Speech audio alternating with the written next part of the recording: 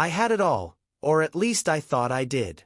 A thriving career in programming, a family who meant the world to me, and the satisfaction of knowing I was making a name for myself in a highly competitive industry.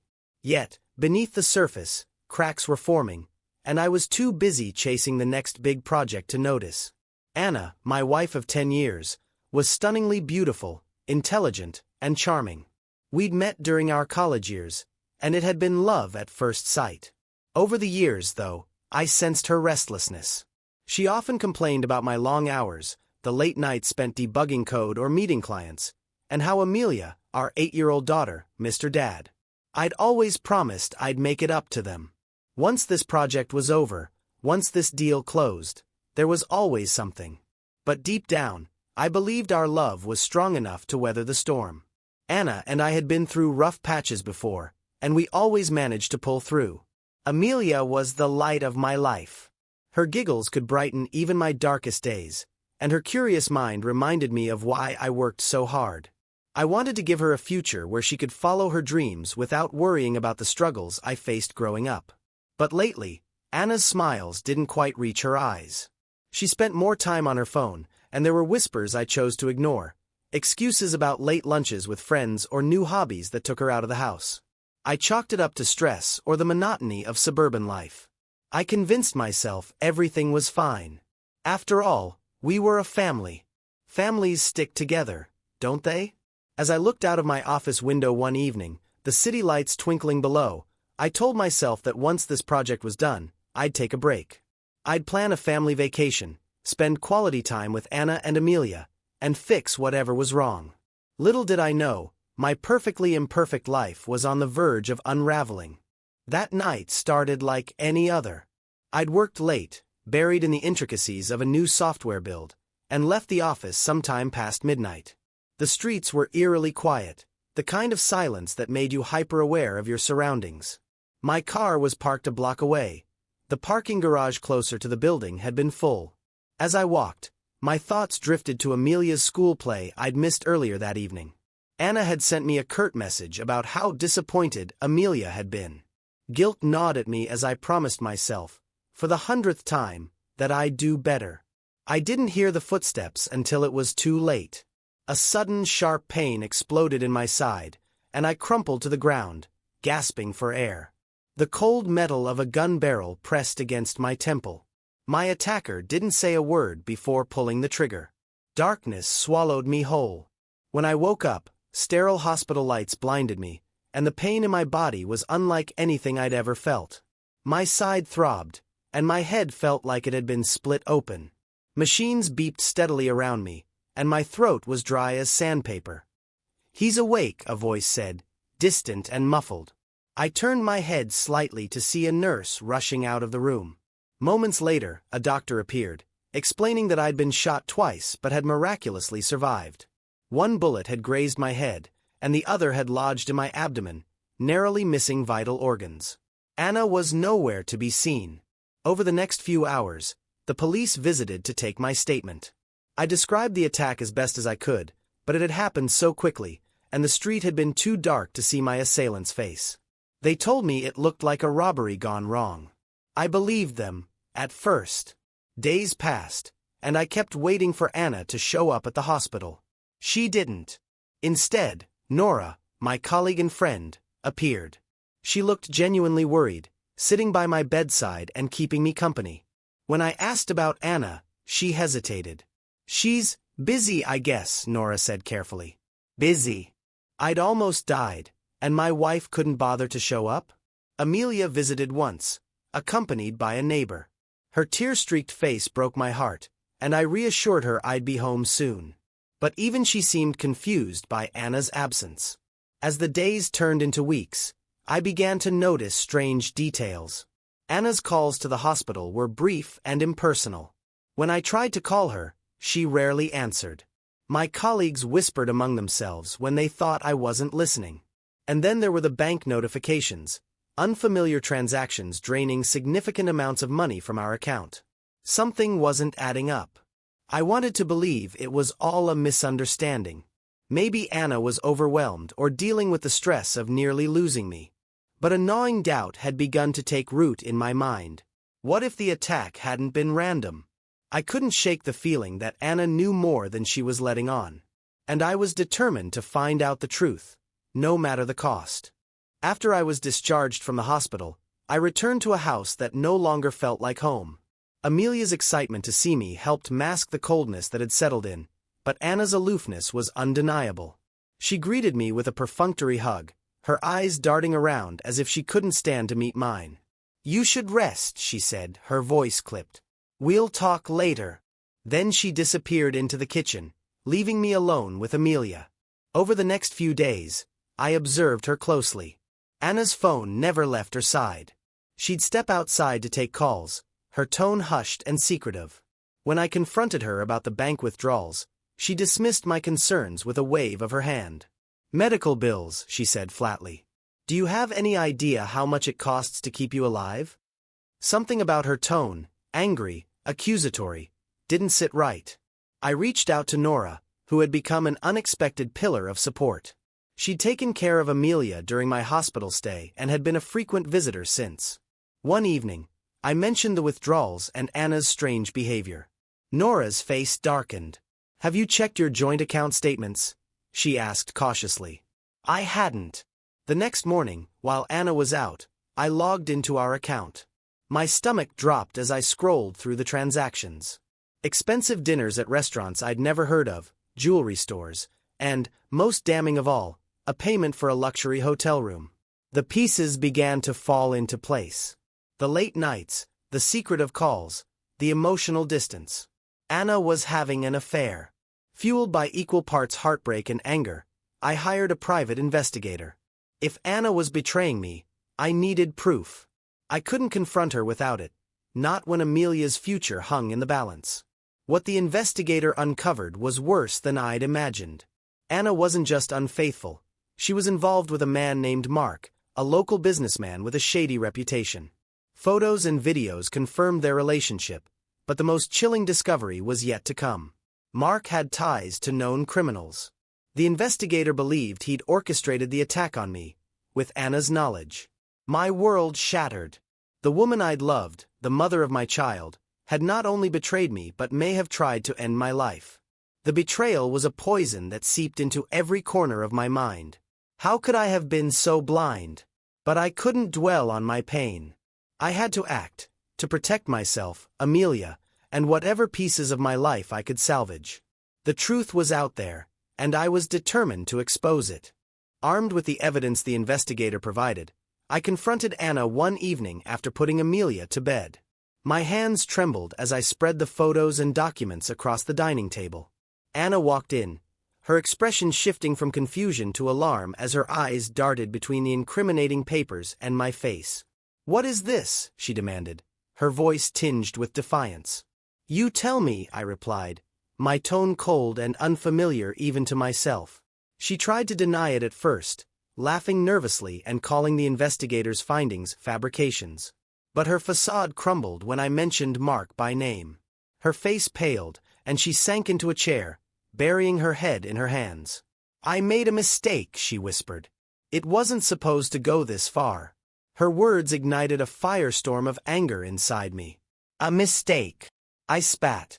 "You call conspiring with a criminal to have me attacked a mistake?" Anna's head snapped up, her eyes wide with panic. "I didn't know he'd go that far. I just wanted out." Oh. The word echoed in my mind, hollow and cruel. Out of what, Anna? A marriage? A life we built together? A family? Tears streamed down her face, but they didn't move me. "You were never here, always working, always away." I was lonely, and Mark. He made me feel alive again. Her confession stung like salt in an open wound.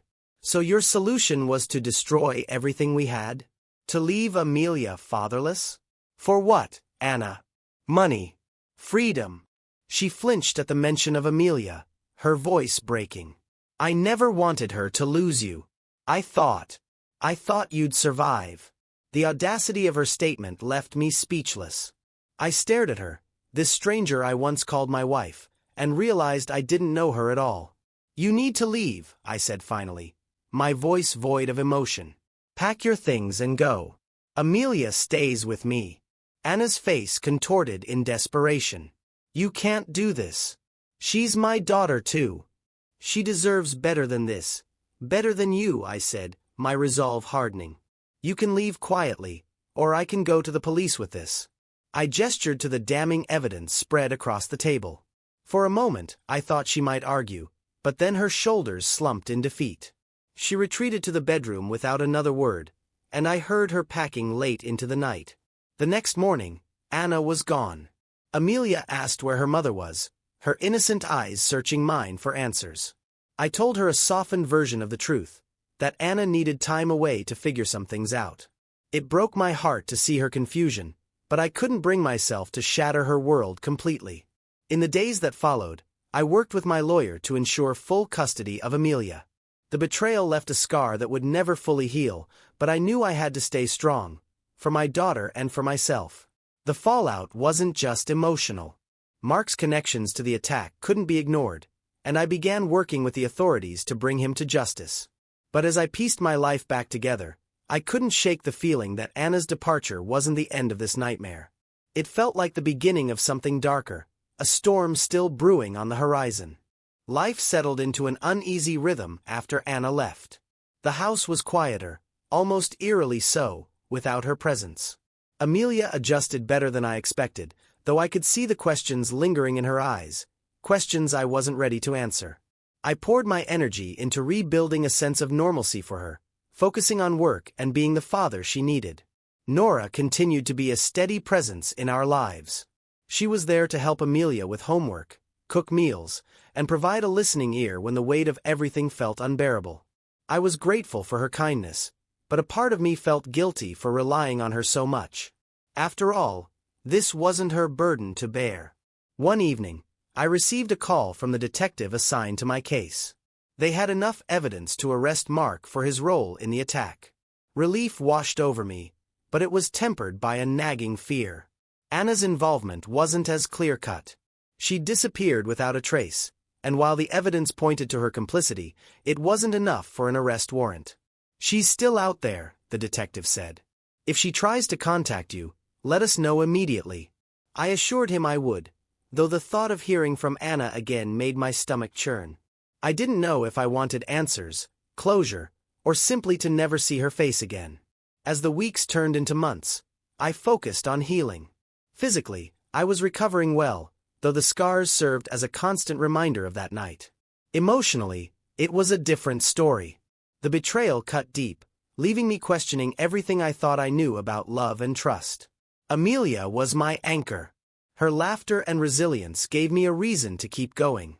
She asked about Anna less frequently, but I knew she missed her mother. I tried to fill the void as best I could, even though it felt like an impossible task. One evening, after Amelia had gone to bed, Nora stayed behind. We sat in the living room, sipping tea in companionable silence. Finally, she broke the quiet. "How are you really holding up?" she asked, her eyes full of concern. I hesitated, unsure how to put my feelings into words. "Some days are better than others," I admitted. "But honestly, I don't know if I'll ever be the same." Nora nodded, her expression understanding. "You don't have to be. Sometimes, things break us so we can rebuild stronger." Her words stuck with me. In the midst of everything, she'd become more than a friend. I felt a connection with her, something I hadn't felt in years. But I wasn't ready to explore it, not yet. There were too many unresolved pieces of my past, and the future felt uncertain. That night, as I lay in bed, I couldn't shake the feeling that the calm in my life was temporary. Anna's betrayal and Mark's arrest felt like chapters in a story that wasn't finished. Somewhere out there, Anna was hiding, and I knew it was only a matter of time before her actions came back to haunt me. For now, I clung to the fragile peace I'd built, hoping it would last long enough for me to find my footing. But deep down, I knew the storm wasn't over. It was just gathering strength. Months passed, and life began to feel stable again, or so I thought. Amelia thrived, her laughter slowly filling the void that Anna's departure had left. My days were occupied with work and parenting, and Nora's unwavering support made the chaos more manageable. I'd even started to entertain the possibility of moving on, though the wounds of betrayal still stung. But the illusion of calm shattered one afternoon when a letter arrived in the mail. It wasn't just any letter. It was from Anna. My hands trembled as I unfolded the neatly written page, her familiar handwriting sparking a mix of anger, sadness, and dread. "David," it began. "I know I don't deserve forgiveness, but I need you to hear me out. I made mistakes, terrible ones, and I regret everything. Mark manipulated me, and by the time I realized what I'd done, it was too late. I couldn't face you or Amelia. But I'm in trouble now, and I have no one else to turn to. Please, for the sake of what we once had, help me." Her words felt hollow, a desperate attempt to justify the unjustifiable. The letter included no return address, just vague references to being in hiding. It ended with a plea: "Don't tell the police. If they find me, they'll kill me." I sat there for what felt like hours, rereading her words and grappling with the flood of emotions they stirred. Was she truly in danger, or was this another manipulation? Part of me wanted to crumple the letter and forget it existed, but another part, a smaller, more conflicted part, felt a pang of concern. Against my better judgment, I called the detective and informed him about the letter. He advised caution, reminding me that Anna was still considered a suspect. "If she contacts you again, let us know immediately," he said. That night, I barely slept. Memories of Anna played in my mind, the woman I'd fallen in love with, the mother of my child, and the stranger who had betrayed me so completely. I couldn't reconcile those images, and the uncertainty gnawed at me. A week later, another letter arrived. This time, it was more desperate, filled with frantic scrawls about being followed and running out of money. It included a burner phone number, and against every rational instinct, I called it. Anna's voice on the other end was shaky, almost unrecognizable. "David, thank you for calling," she said, her tone a mix of relief and fear. "What do you want, Anna?" I asked coldly. "I need money," she admitted. "Just enough to disappear for good. I swear, you'll never hear from me again." I couldn't believe her audacity. "You think I'd help you after everything you've done? Please, David," she begged. "It's not just about me. They'll come after you and Amelia if they don't find me. Mark's associates don't leave loose ends." Her words sent a chill down my spine. Was this another manipulation, or was there truth to her warning? As much as I despised her, the possibility of danger to Amelia forced me to take her seriously. I agreed to meet her, under strict conditions. It would be in a public place, and I'd notify the police beforehand. Anna hesitated but eventually agreed, giving me a time and location. When the day came, I sat in a crowded cafe, scanning the room for any sign of her. When she finally walked in, my breath caught. She looked nothing like the confident, composed woman I once knew. Her face was gaunt, her clothes disheveled, and her eyes darted around nervously. "David," she whispered, sitting across from me. "Start talking," I said, my voice as cold as I could manage. Anna explained that Mark's arrest had sent ripples through his network, and now those involved were scrambling to cover their tracks. She claimed she'd tried to break things off with him before the attack on me but had been coerced into staying silent. "Why should I believe you?" I asked, my skepticism evident. "You don't have to," she said, her voice trembling. "But think about Amelia. They know where you live. If they think I've talked to the police, they'll come after both of you." Her words hit me like a punch to the gut. Whether she was lying or not, the risk to Amelia was too great to ignore. I left the cafe with more questions than answers, unsure of what my next move should be. Anna's reappearance had reignited a storm I thought I'd escaped, and once again, my family's safety was on the line. This time, I vowed not to let my guard down. Whatever it took, I would protect Amelia, and myself, from the shadows that threatened to consume us. After the meeting with Anna, I felt the weight of a dangerous choice pressing down on me. Could I trust anything she said? Whether her warnings were genuine or another manipulation, the safety of Amelia was my only priority. I decided to work with the authorities, sharing every detail of my conversation with Anna, including her claims about Mark's associates. The detective was cautious but thorough. "If what she's saying is true, We might be able to use this to draw out the others involved, he said. They devised a plan to monitor Anna without tipping off anyone in Mark's circle. It was risky, but if it meant eliminating the threats once and for all, I was willing to take that risk. Meanwhile, life at home became a delicate balancing act. Amelia had no idea about the chaos unfolding behind the scenes, and I worked hard to keep it that way. Nora's presence continued to be a lifeline. She stepped in whenever I needed her, offering both practical help and quiet reassurances that I wasn't alone in this fight. One evening, while reviewing the security measures I'd installed around the house, my phone buzzed with a message from an unknown number. "It's me. I need to see you again. Urgent. Anna." I stared at the screen, my instincts screaming that this could be a trap. I forwarded the message to the detective, who instructed me to respond and agree to meet under controlled circumstances. The meeting was arranged at a quiet park on the outskirts of the city. This time, plainclothes officers were stationed nearby, ready to intervene if anything went wrong. As I waited on a bench under the fading evening light, my nerves were on edge. Every sound, every shadow felt amplified, my senses heightened by the danger of the situation. Anna arrived, looking even more frail and paranoid than before. She sat beside me, her voice a whisper. "They're watching me. I can't stay in one place for long." "Then why did you come back?" I asked, my tone sharp. "Because they know you're helping the police," she said, her voice trembling. "They'll come for you next." Her words sent a chill down my spine. "Why should I believe you? For all I know, you're leading them straight to me." Anna shook her head vehemently. "No, I swear. I'm trying to protect you and Amelia. I messed up, David, but I didn't want this." I didn't know how deep Mark's connections ran.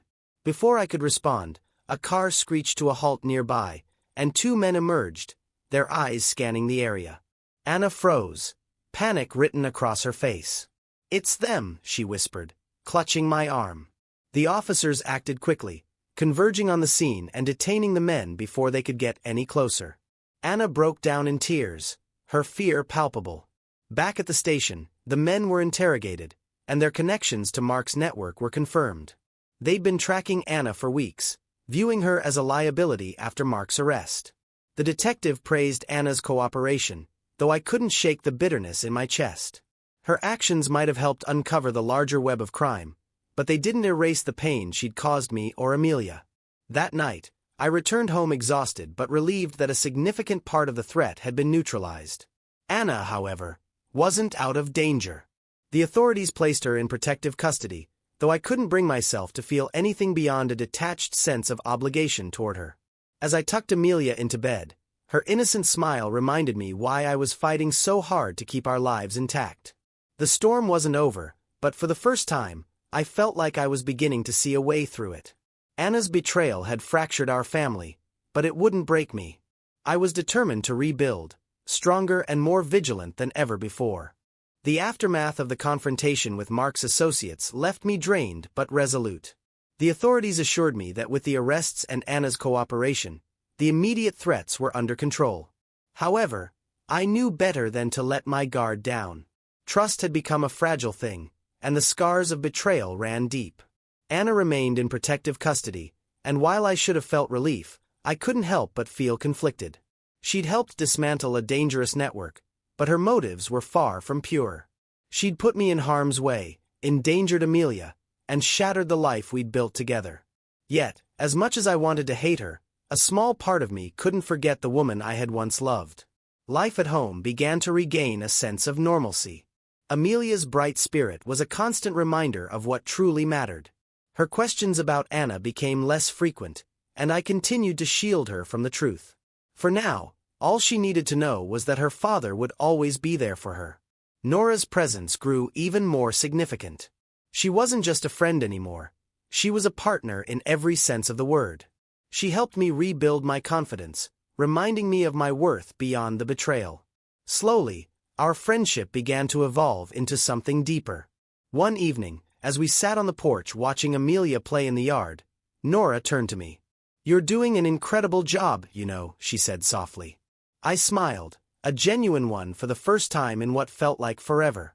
"I couldn't have done it without you." Our bond became a source of healing for both of us, and over time, we started to build a new life together.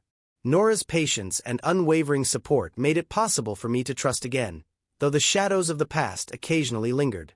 Months later, I received an unexpected call from the detective. "Anna wants to see you," he said. I hesitated. Part of me wanted to refuse outright, but curiosity and a need for closure pulled me toward agreeing. The meeting was arranged at a secure location, and when I walked into the room, I barely recognized her. Anna looked tired, worn down by guilt and the weight of her choices. "David," she began, her voice trembling. "I don't expect you to forgive me. I needed to tell you how sorry I am." I sat across from her, my emotions a whirlwind. "Why now?" "Because I've had time to think about everything I've done," she said. "I betrayed you, and I'll regret that for the rest of my life. But I also betrayed Amelia. I don't deserve to be her mother, but I hope one day she'll understand." Her words, though sincere, couldn't undo the damage. "You're right," I said.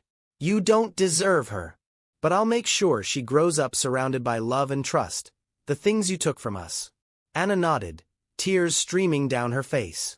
"Thank you for taking care of her. That's all I can ask for." As I left the room, I felt an unexpected sense of release. Seeing Anna for who she truly was, a deeply flawed person riddled with regret, allowed me to finally let go of the anger I'd been carrying. Back at home, I focused on the life Nora, Amelia, and I were building together. We launched a gaming company that thrived, and our shared passion for creating something meaningful brought us even closer.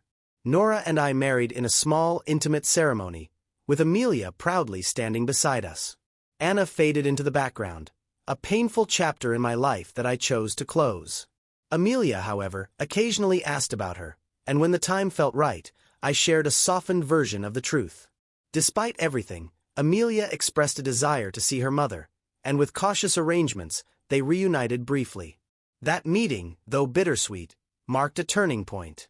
It showed me the power of forgiveness, not for Anna's sake, but for Amelia's. As the years passed, the wounds healed, replaced by a stronger, more resilient version of the life I'd envisioned. Betrayal had tested me in unimaginable ways, but it also showed me the depths of my strength and the value of second chances. In the end, I found peace, not in forgetting the past, but in embracing the future with the people who truly mattered.